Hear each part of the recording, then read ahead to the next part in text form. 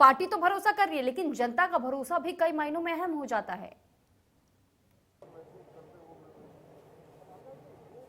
जी बिल्कुल, जिन चेहरों को मंत्रिमंडल में शामिल किया है वो कह सकते हैं कि उनकी अच्छी पकड़ है अपने इलाकों में, अपनी विधानसभा क्षेत्र में और जिलों में। 6 महीने से जो एक्सरसाइज और कवायद आला कमान के स्तर पर हो रही थी, उसका स्वरूप और आकार इस तरह सामने आएगा, गहलोत की नई टीम इस तरह सामने आएगी, ये थोड़ा कह सकते हैं कि सही नहीं लग रहा था। लेकिन नो डाउट अच्छा जो कह सकते हैं कि चेहरों को शामिल किया गया, तमाम समीकरणों को साधने की कोशिश की है और 2023 के विधानसभा चुनाव की जंग वापस कैसे जीती जाए, उसी के इर्द गिर्द कह सकते हैं कि इन चेहरों को शामिल किया गया। और अब सवाल है, लोग ये चाहते हैं, ये जानना चाहते हैं कि किसको क्या विभाग मिलेगा, कौन शिक्षा मंत्री बनता है, किसके पास क्या रहता है और किसके पास क्या नहीं रहता है, इसका सबको बेसब्री से इंतजार है। हालांकि डेयरी सेक्टर में अच्छा इन्होंने काम किया है। पिछली बार वन एवं पर्यावरण राज्य मंत्री थे रामलाल जाट, मुख्यमंत्री अशोक गहलोत जब दूसरी दफा सीएम बने थे तो उनके पास ऑलरेडी पहले से तजुर्बा है सरकार में काम करने का। लेकिन इस बार इनका सियासी कद थोड़ा बढ़ चुका है, ये कैबिनेट मंत्री बन चुके हैं, तो यहाँ पर भी अब जो टेंट है वो लगाने का काम शुरू हो चुका है, क्योंकि अब लगातार समर्थकों का आने का यहाँ पर सिलसिला शुरू हो चुका है। आप देख सकते हैं मिठाइयाँ यहाँ आनी शुरू हो चुकी है।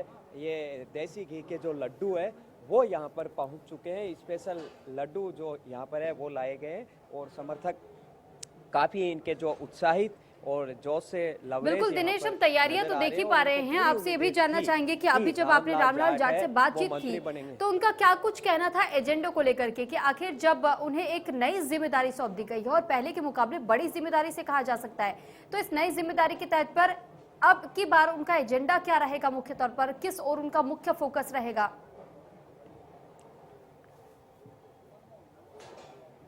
जी बिल्कुल, उन्होंने कहा जो जिम्मेदारी दी है उसको बेहद ही संजीदा और संवेदनशील तरीके से निभाएंगे। जो अनुभव के आधार पर उन्हें जिम्मेदारी दी है, उनको जो भी विभाग मिलेगा उसके अंदर वो काम करके दिखाएंगे और एक अच्छा चयन यहाँ पर यकीनन किया है।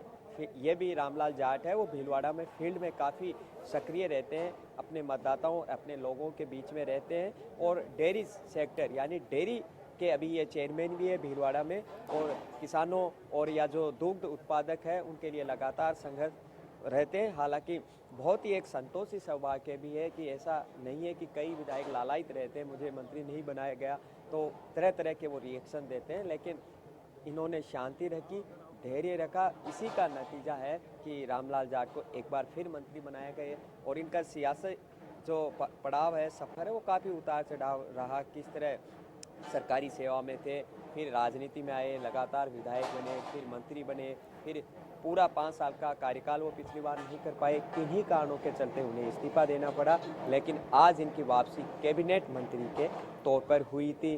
दिल्ली में जब टिकटों का बंटवारा हो रहा था तो काफ़ी इनको कह सकते हैं कि एक्सरसाइज करनी पड़ी, टिकटों के लिए भाग दौड़ करनी पड़ी। एक बार हालात इस तरह हो चुकी थी कि उन्हें मांडल से टिकट मिलता बहुत मुश्किल से नजर आ रहा था, लेकिन इन्हें टिकट भी मिली, विधायक भी बने और आज देखिए ये मंत्री बन चुके हैं। तो दिनेश, यहाँ पर आपके पीछे हम कई तस्वीरें भी देख पा रहे हैं जिस तरीके से लोगों का आना जाना शुरू हो चुका है, और साथ ही हम ये भी तैयारियां भी देख पा रहे हैं कि किस तरीके से लोगों में खासा उत्साह भी नजर आ रहा है।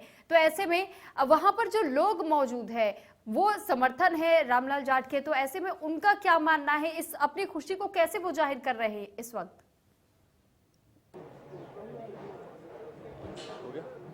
जी बिल्कुल, लगातार यहाँ जो समर्थक है वो मिठाई के डिब्बे, गुलदस्ते और तमाम जो फूल मालाएं वो लेकर आना शुरू हो चुके हैं। रामलाल जी को स्वागत भी यहाँ पर वो करेंगे, उनका गुलदस्ता भेंट करके स्वागत यहाँ पर करेंगे धीरे धीरे, और समर्थकों का आना यहाँ पर शुरू हो चुका है। देखिए किस तरह उनका स्वागत किया जा रहा है, मिठाइयाँ आ चुकी है, लड्डू आ चुकी है और इनका मुँह मीठा यहाँ पर कराया जा रहे हैं। तो आप देख सकते हैं जी कि अब जब सुबह की जो शुरुआत थी उस टाइम मामला इतना कह सकते हैं कि ठंडा था, इतना जोश नहीं था, और अब ये देखिए उनके समर्थक रामलाल जाट को लड्डू खिलाते हुए, उन्हें बधाइयाँ देते हुए।